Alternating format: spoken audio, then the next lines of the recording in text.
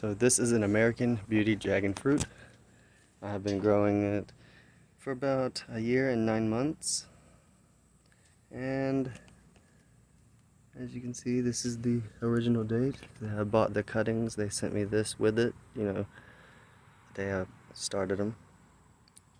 Which is, so that is an American Beauty. That's a year and 9 months of growth.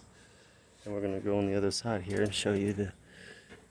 And I've made cuttings over the years with these, and I don't take no more than one or two, you know, every so often. These are the babies that I've started yesterday. These are 3 weeks ago, and they've already started growing. And so I've started my dad built this trellis, and that's what they're gonna grow up and look just like that one. So they've all started new growth. All I really give them in the beginning is nitrogen and phosphorus.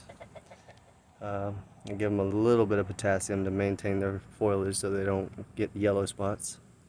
And if they do get, as you can see, they've had pest problems, and I just hit them with a little bit of this right here, wherever it is. What did I do with it? You know what? Oh, there it is. Right here. This right here. Yeah, I use this right here, organic. And a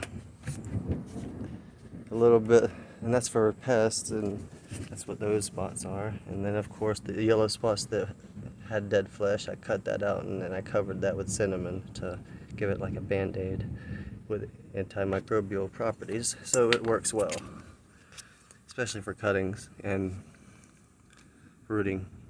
So this is 3 weeks, and I'm hoping that this one gets as big as that one and doesn't, you know, start rotting at the bottom, because sometimes if you get them too moist, they'll start rotting right about here, and you'll have to either start a new one most likely, or just cut that bottom part off and you have to re-root it. It's just a process though. There's ups and downs, and they love loamy, sandy soil like this.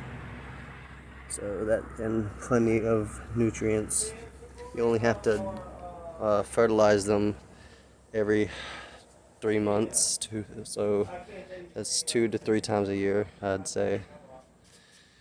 And then during the winter months, you just water them and no nutrients, because they're dormant by the time fall hits. So you just give them a minimum of once a month watering, because you know in the winter there's not much heat to evaporate the moisture out of the soil, so you gotta let it evaporate over time, which takes a lot longer in cold temperatures. So yeah, and of course this is the same variety as the mother plant right there.